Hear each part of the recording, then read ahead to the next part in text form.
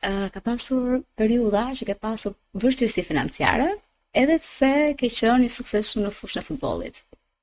Të vetëm moment që mund të them që kam pasur vështirësi financiare, para momentet kur kalova një smundje, isha futbollist aktiv, por ajo gjëja e cilën sprovova patjetër që kërkonte një shumë të konsiderueshme.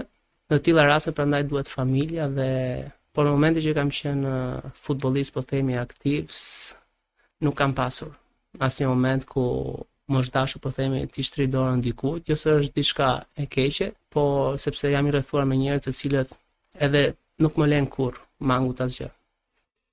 Kam dëgjuar që në atë periudhë të vështirë nga ana shëndetësore kanë qenë jo vetëm miqt, por edhe le të themi kundërshtarët e tu, Është të vërtet. cilët janë mobilizuar dhe të kanë mbështetur jashtëzakonisht shumë. Po të gjitha skuadrat e Superligës, pjesa më e mirë e tyre më kanë mbështetur.